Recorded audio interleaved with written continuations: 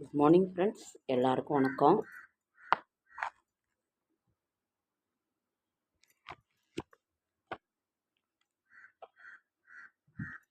செடியாய வல்வினிகள் தீர்க்கும் திருமாலே, நெடியானே வேங்கடவா, நின் கோயிலின் வாசல் அடியாரும் வானவரும் அறம்பெயரும் கிடந்தீங் படியாய் கிடந்து உன் பவளவாய் காண்பேனும். இன்னைக்கு செவ்வாய்க்கிழமை 3/12 நமது வருடத்தின் கடைசி மாதம் செவ்வாய்க்கிழமை. 3/12/2024 டிசம்பர் மாதம் செவ்வாய்க்கிழமை. குரோதி வருடம் கார்த்திகை மாதம் 18ஆம் தேதி. துவிதியை திதி. இன்னைக்கு நல்ல நேரம் என்கின்ற சுபகாரை 7:45 to 8:45, மாலை 5 to 6. அதற்கு பிறகு கௌரி நல்ல நேரம் 10:45 to 1:15, 7:30 to 8:30 மாலைன்னு நினைக்கிறேன். திதி திருதியை திதி. ராகு காலம் 3 to 4:30, குளிகன் 12 to 1:30, யமகண்டம் 9 to 10:30. இன்றைக்கு சந்திராஷ்டிரமம் ரிஷபராசி, கார்த்திகை நட்சத்திரத்துக்கும் ரோகிணி நட்சத்திரத்துக்கும் சந்திராஷ்டிரமம். புதிய முயற்சிகளில் ஈடுபட வேண்டாம், இறை சிந்தனையில் இருங்கள். மருத்துவ குறிப்பு: அனைத்து நேரங்களிலும் சோம்பலாக உணரும் தன்மையில் இருப்பவர்கள் வால்நட் மற்றும் லார்ஜ் மலர் மருந்துகள் சாப்பிடலாம். சோர்வாக இருக்குன்னா எலுமிச்சம்பழத்தை புழிஞ்சி உப்பு அல்லது சர்க்கரை, உங்களுக்கு எது பிடிக்குதோ அதை போட்டு கூட நீங்கள் குடிக்கலாம். அதே மாதிரி அஜீரண கோளாறில் இருக்கிறவங்க சுடுதண்ணியில் ஜீரகத்தை போட்டு நீங்கள் அதை கூட குடித்தாலும் அஜீரண கோளாறுகள் எதுவும் வராது. நமக்கு லைட்டாக இரும்பல் சளி இருக்கவங்களும் லைட்டாக சுடுதண்ணி வச்சு குடித்தாலும், வாய்ப்பு இருக்கிற சூட்டில் குடித்தாலும் ஒன்றும் ஆகாது. இன்றைக்கு என்ன ஒரு சுவாமிமலை முருகப்பெருமானுக்கு செவ்வாய்க்கிழமையாக இருக்க 1000 நாமாவளி கொண்ட தங்கப்பூ மாலை சூடி அருளுதல். இன்றைய ராசி பலன். இன்றைய சூரிய உதயம் 6:15.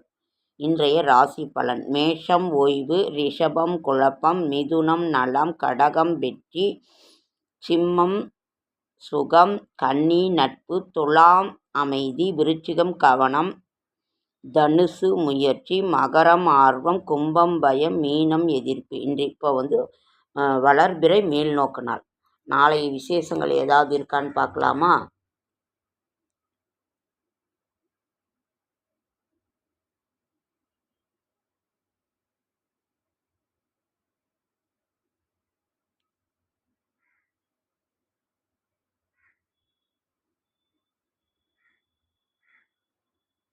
நாளைக்கு திருவண்ணாமலை ஸ்ரீ அருணாச்சலேஸ்வரர் நாயக்கர் உற்சவம் ஆரம்பம். காலை வெள்ளி விமானத்தில், இரவு அதிகார நந்தி வாகனத்திலும், ஸ்ரீ அம்பாள் அன்னவாகனத்திலும் பவனி.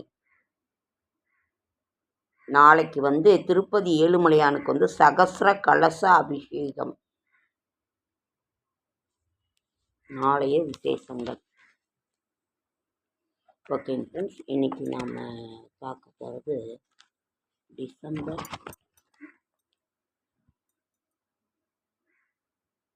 1ஆம் தேதி செவ்வாய்க்கிழமை 18. திந்திரினி கௌரி விரதம். நாளைக்கு அபியோக திருதியை. இது இன்றைக்கு அவ்வளோதான். இன்றைக்கி நாம் பார்க்க போகிறது, நான் இன்னொன்று ஏதாவது ஆன்மீக குறிப்பு ஒன்று தரேன். அதாவது ஆதி திருவரங்கம் ஒவ்வொருத்தரும் போக வேண்டிய ஒரு முக்கியமான ஸ்தலம். மதுகைடபர்கள் என்ற அரக்கர்கள் அந்த ரிக்வேதம், யஜூர், சாம, அதர்வண வேதம் 4 வேதத்தையும் திருடி கொண்டு போயிட்டாங்க. அப்போ இந்த உலகமே ஸ்தம்பிச்சிருச்சு. அப்போ பிரம்மா விஷ்ணுக்கிட்ட போகிறாரு. விஷ்ணுக்கிட்ட போய் தான் அதை சொல்லி லக்ஷ்மி அந்த ரிக், யஜூர், சாம, அதர்வண வேதங்களை எடுத்துக்கொண்டு அவர்களிடம் போரிட்டு அந்த வேதங்களை எடுத்துக்கொண்டு அவர் வராரு. வரும் வழியில் தான் ஆதி திருவரங்கத்தில் அவர் ஓய்வெடுக்கிறாரு. அதாவது ஸ்ரீரங்கத்துக்கு முன்னாடியே ஆதி திருவரங்கம், அதுக்கு பேரே அதனால தான் ஆதி திருவரங்கம்னு பேர்.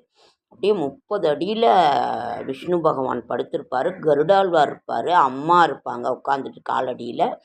அதாவது அதில் அப்புறம் அங்கே நான் எங்கேயுமே பார்க்காத ஒரு இது பார்த்தேன்னா விஷ்ணு துர்க்கை. 2 கையிலயும் சங்கு சக்கரம். நான் அந்த மாதிரி நான் எந்த கோவில்லையுமே பார்த்ததில்ல. அவ்வளவு ஒரு பழமை வாய்ந்தது ஆதித்திருவரங்கம். ஒவ்வொருத்தரும் போய் பார்க்க வேண்டியது. நமது முற்பிறப்பு கர்மா தீவினை நாம் செய்த பாவங்கள் அனைத்துமே போயிடும் அவரை தரிசிக்கிறதுனால. நம்ம வீட்டில் வந்து அத்தனை கடாட்சம். அவர் எப்படி உலகை உயிர்ப்பிக்க செய்ய அந்த வேதம் 4ஐயும் மீட்டு கொண்டு வந்து வர்ற வழியில் களைப்பாடுறதுக்கு அங்கே ஓய்வெடுக்கிறாரு. அதுபோல் நமது வாழ்க்கையும் நன்றாக சிறப்பாக இருக்கும். நானும் இனிமேல் டைம் இருக்கும்போது போகணும். அதனால் ஒவ்வொருத்தரும் பார்க்க வேண்டிய இடம். நானே இத்தனை வயசு கழித்து என்ன பேரம்பேத்தி எடுத்ததுக்கப்புறம் தான் போய் பார்க்கணுன்னு கடவுள் இருக்குது.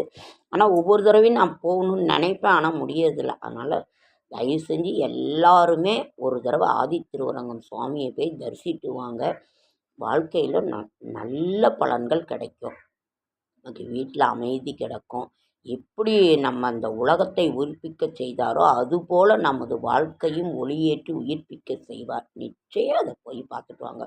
அப்படியே அங்கே இருக்கிற துளசி பச்சை பசேல்னு, அந்த மாதிரி துளசியே நான் எங்கேயும் பார்த்ததில்ல. அந்த மாதிரி துளசி அங்கே அர்ச்சகர் வந்து நம்ம கையில் கொடுக்குறாரு. அவ்வளோ அருமையாக இருக்குது. அவர் நம்ம சொன்ன மாதிரி எத்தனை ஜென்மத்தில் புண்ணியம் பண்ணியிருந்தால் தான் அதெல்லாம் போய் பார்க்க முடியும். அதனால் அதை போய் நிச்சயம் நீங்கள் ஆதித்திருவரங்கம் ஒரு தடவை போய் எல்லாரும் தரிசனம் பண்ணிட்டு வாங்க. ரொம்ப பழமை வாய்ந்த கோவில்.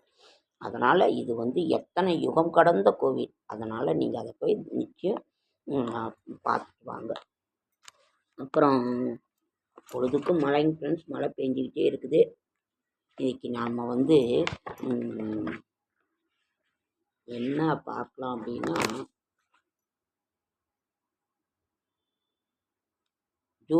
ஜோதிடத்தின் அறிமுகம். ஜோதிடம் வந்து நமது முற்பிறப்பில் ஊழ்வினையை தெளிவுபடுத்தி வாழ்க்கையை நெறிப்படுத்த உருவாக்கப்பட்ட தெய்வீக கலையாம் ஜோதிடக் கலை. இதை இனி ஒவ்வொரு அத்தியாயமாக அமுதமாக நாம் பருக வேண்டும். சாஸ்திர பெருமைகளை தாங்கி நிற்கும் தூண்களாக விளங்குகிறது ஜோதிடம். நமது இந்திய தேசத்தின் வரலாற்றை காணும் பொழுது முதலிடத்தில் இருப்பவை ரிக், யஜுர், சாம, அதர்வண என்னும் 4 வேதங்கள் ஆகும். இதில் ஆழமான தத்துவங்கள், மிக உயர்ந்த வாழ்க்கை நெறிமுறைகள் அடங்கியுள்ளன. இந்த வேதங்களுக்கு உறுப்புகளாக சிக்ஷை, அதாவது மருத்துவம், வியாகரணம், கல்வி பயிற்சி, சந்தஸ், சங்கீதம், நிருத்தம், நாட்டியம், ஜோதிடம், கல்பம், அழியாநிலை ஆகிய 6ம் கூறப்பட்டுள்ளது. இவற்றுள் ஜோதிடம் வேதத்தின் கண்களாக போற்றப்படுகிறது. வேதத்தின் 6 அங்கங்களில் ஜோதிடம் 2 கலந்தே உள்ளது. அதனால் இதை வந்து அவ்வளவு ஒரு சிறப்பான ஒரு இது.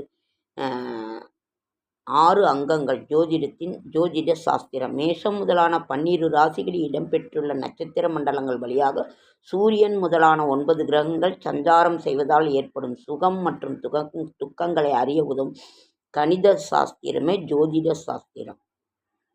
அதாவது மனிதனை நெறிப்படுத்த இறைவனே குருவாக ஏற்படுத்திய சாஸ்திரங்கள் பலவற்றில் மிக உயரிய உன்னத சாஸ்திரம் ஜோதிட சாஸ்திரம். இந்த சாஸ்திரம் வேத காலம், இதிகாச காலம், இலக்கிய காலம் மற்றும் இலக்கிய காலம் மற்றும் நவீன காலம் என்ற அனைத்து காலங்களிலும் தனது பங்களிப்பை செவ்வனே செய்து உலகிற்கு பேரொருள் புரிந்து கொண்டிருக்கின்றன. 50 காப்பியங்கள், சிலப்பதிகாரம், மணிமேகலை, சீவக சிந்தாமணி, குண்டலகேசி போன்ற படைப்புகளிலும் இது இருக்கின்றது. ஜோதிடம் வேத காலத்திலும் இதிகாச காலத்திலும் இது ஜோதிடம் இருக்கிறது. வேதத்தின் 6 அங்கங்களில் ஜோதிடமும் ஒன்றாக இருக்கிறது. அதாவது ஜோதிடத்தின் முதல் நூல் ஆசிரியர்கள் 18 பேர்கள். அவர்கள் போற்றப்படுகின்றோம். அவர்களது பெயரிலேயே அந்த இது இருக்கு. சூரிய சித்தாந்தம், 2 பிதாமக சித்தாந்தம், வேதவியாசர் வியாச சித்தாந்தம், வசிஷ்ட சித்தாந்தம், அத்திரி சித்தாந்தம், பராசர சித்தாந்தம், காஷ்யப சித்தாந்தம், நாரத சித்தாந்தம், கர்க்க சித்தாந்தம், மரீசி சித்தாந்தம், மனு சித்தாந்தம் ஆங்கிரீச சித்தாந்தம், சோமாச சித்தாந்தம், பௌலச சித்தாந்தம், சயவன சித்தாந்தம், யவன சித்தாந்தம், பிருகு சித்தாந்தம், சவுனக சித்தாந்தம். மேற்கூறிய சித்தாந்தங்கள் தற்போது இல்லை என்றிருந்தாலும் நடைமுறையில் உள்ள அநேக ஜோதிட நூல்கள் இந்த சித்தாந்தங்களின் அடிப்படையாகவே கொண்டுள்ளது. ஜோதிடத்தின் 3 பெரும் பிரிவுகள் கொண்டது ஜோதிடம். கணித ஸ்கந்தம், ஜாதக ஸ்கந்தம் மற்றும் சம்சிதா ஸ்கந்தம்.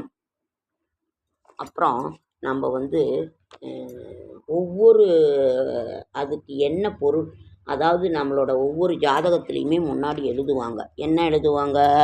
எழுதி தான் ஆரம்பிப்பாங்க. ஜனனி ஜென்ம சௌக்கியானாம் வர்தனி குலசம்பதாம் பதவி பூர்வ புண்ணியானாம் இலக்கியதே ஜன்ம பத்திரிகா. இதை எழுதி தான் நம்மளோட ஜாதகத்தையே எழுதுவாங்க. அப்போ அதனோட பொருள் என்ன?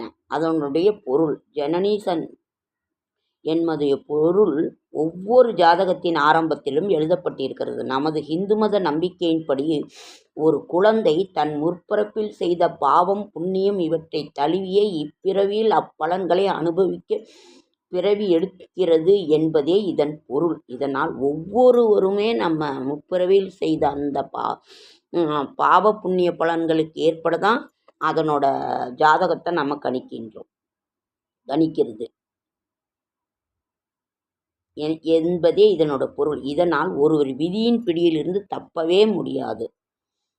விதியினால் மாற்ற முடியாதவை என்பவை சில. அவை ஆயுள், சில கொடிய வியாதிகள். இவை தவிர மற்றவை நமது திடமான நம்பிக்கை, முயற்சி, பரிகாரங்கள் ஓரளவுக்கு மாற்றத்தக்கவையாகும். எனவே ஜோதிட விதிமுறைகளை நாம் கூறி அதாவது பெரிய துன்பத்தை சிறுசாக ஆக்க முடியும்.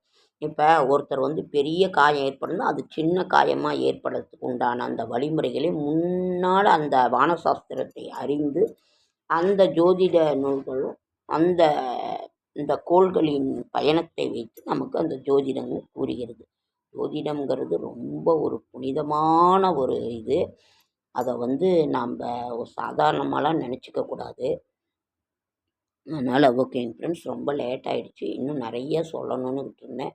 அது முடிஞ்சிருச்சு. ஓகேங்க ஃப்ரெண்ட்ஸ், லைக் பண்ணுங்கள், ஷேர் பண்ணுங்கள், கமெண்ட் பண்ணுங்கள், சப்ஸ்கிரைப் பண்ணுங்கள். என்னால் முடிந்த ஆன்மீக நல்ல பயனுள்ள தகவல் தரேன்.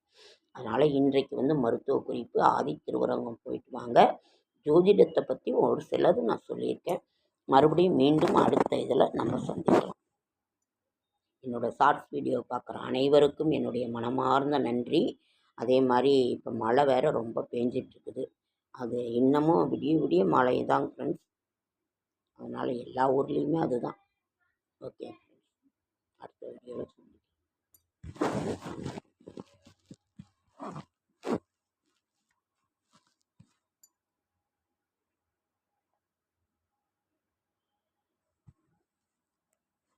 புதிய தகவல்களை நான் தரேன். என்னடா சொன்னதையே திருப்பி சொல்கிறோன்னு எல்லாருமே என்கிட்ட ஓரளவுக்கு சொல்கிறாங்க. நான் புதிய தகவல், நல்ல தகவலாக, பயனுள்ள தகவலாக நான் தரேன்.